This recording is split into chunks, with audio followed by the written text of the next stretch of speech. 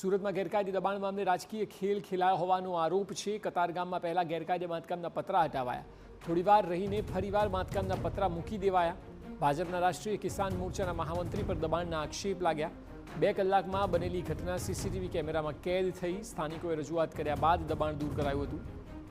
દબાણ અંગે રાજકીય ખેલ ખેલાયો હોવાનો સ્થાનિકોનો આરોપ છે। ફ્લેટમાંથી પતરાનું બાંધકામ દૂર કરાય તેવી સ્થાનિકોની માંગ છે।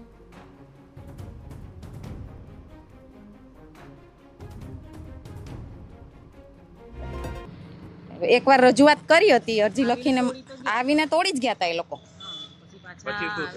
પછી પાછા આવીને સામાન તરત મેકી ગયા અને બીજા ત્રીજા દિવસે આવીને આ બાંધકામ કરી ગયા છે એટલું। અને એ બૈરી કહે છે ભાડું જ છે અને એમ કહે છે કે હવે હું તમને હખીને રવા દઉં। માંગણી એ છે કે આ બિનકાયદેસર છે એ આવીને પાછું તોડી જાય, કોર્પોરેશન વાળા જે રીતે તોડી ગયા તે રીતે પાછું તોડી જાય। તો વિષય પર વધુ માહિતી આપી રહ્યા છે સંવાદદાતા બળદેવ સુથાર। બળદેવ, સૌથી પહેલો સવાલ એ કે સુરતમાં થઈ શું રહ્યું છે? હમણાં જે નાસિરનગરની વાત હતી, ત્યારબાદ આ કતારગામની વાત છે, આ ઘટના પણ ખરેખર એવી જ છે અને ચોંકાવનારી છે। શું વિગતો પ્રાપ્ત થઈ રહી છે? અક્ષય, જે રીતે છેલ્લા કેટલાક દિવસથી જે ચિત્ર એક પછી એક જે સામે આવી રહ્યા છે તેની ઉપરથી સ્પષ્ટ લાગી રહ્યું કે સુરત મહાનગરપાલિકા ક્યાંક ને ક્યાંક રાજકીય પાર્ટી અથવા તો રાજકીય રંગમાં રંગાયું હોય તે રીતના દ્રશ્યો સામે આવી રહ્યા છે। કારણ કે થોડા દિવસ અગાઉ જે રીતે નાસિરનગરની અંદર જે ડિમોલિશનનો જે મામલો સામે આવ્યો હતો અને તેની અંદર કેટલાક જે બિલ્ડરોના આ જે પાછળ જે રાજકીય લોકોના દબાણના કારણે ક્યાંક ને ક્યાંક મહાનગરપાલિકાના અધિકારીઓને જે સાંઠગાંઠ વચ્ચે આ જે રીતે છે આખું ડિમોલેશન જે કરવામાં આવ્યો હોવાની જે આક્ષેપ હતા તે કરવામાં આવ્યા હતા। અને તેવામાં જ એક વધુ જે કિસ્સો છે સુરતના જે કતારગામ સિંગણપુર વિસ્તારની અંદર પણ જે સામે આવ્યો છે।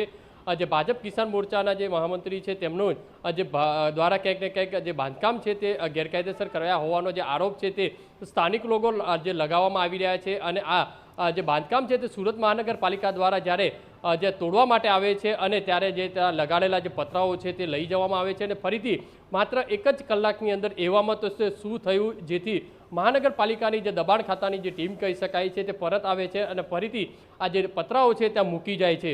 એટલે કે કેટલો જે હક છે આ જે રાજકીય લોકો છે તે મહાનગરપાલિકા ઉપર ધરાવે છે તે આ સીસીટીવી ઉપરથી સ્પષ્ટ લાગી રહ્યું છે।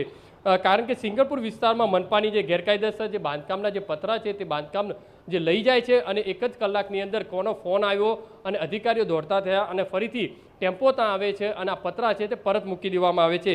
જે રીતે પડદા પાછળ રાજકીય ખેલ થયો હોય જે રીતે તે રીતે લાગી રહ્યું છે। આ બાંધકામ જે રીતે ભારતીય રાષ્ટ્રીય કિસાન મોરચાના મહામંત્રી બાબુ જેબલિયાનું આ જે મકાન છે અને તેમના દ્વારા ક્યાંક ને ક્યાંક આ ડિમોલિશ જે કહી શકાય ગેરકાયદેસર જે બાંધકામ કર્યા હોવાનો જે આરોપ છે તે સ્થાનિક લોકો કરી રહ્યા છે। અગાઉ અનેકવાર ફરિયાદ કરવામાં આવી છે છતાં પણ સુરત મહાનગરપાલિકાના બધા અધિકારીઓ દ્વારા કોઈ નક્કર કાર્યવાહી કરવામાં નથી આવતો તેવો આરોપ લગાવવામાં આવી રહ્યો છે। અત્યારે સીસીટીવી પણ આપણે સ્પષ્ટપણે જોઈ રહ્યા છીએ કે 1 કલાક અને 52 મિનિટની અંદર આખો જે ખેલ ખેલાયો અને આ જે ડિમોલિશન કરવા માટે જે તમામ જે તૈયારીઓ કરી હતી તે ફરીથી જે છે તે કાર્યરત થઈ હતી। એટલે કહી શકાય છે કે સુરત મહાનગરપાલિકા ક્યાંક ને ક્યાંક રાજકીય રંગમાં રંગાયું હોય તે રીતના રાજકીય લોકોના દબાણમાં આવી અને અધિકારીઓ છે પૈસાના જોરે લોકોના જે ડિમોલિશન કરતા હોય છે અને જ્યારે ડિમોલિશન ગેરકાયદેસર બાંધકામ થતું હોય છે તો ત્યાં બાંધકામ નથી કરતા, એટલે કે રહેમ નજર રાખવામાં આવતી હોય છે।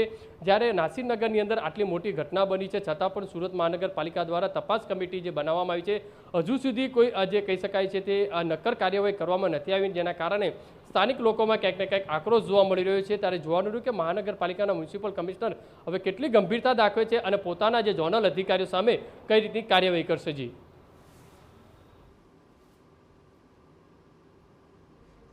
જી બિલકુલ બળદેવ, આભાર સમગ્ર માહિતી બદલ।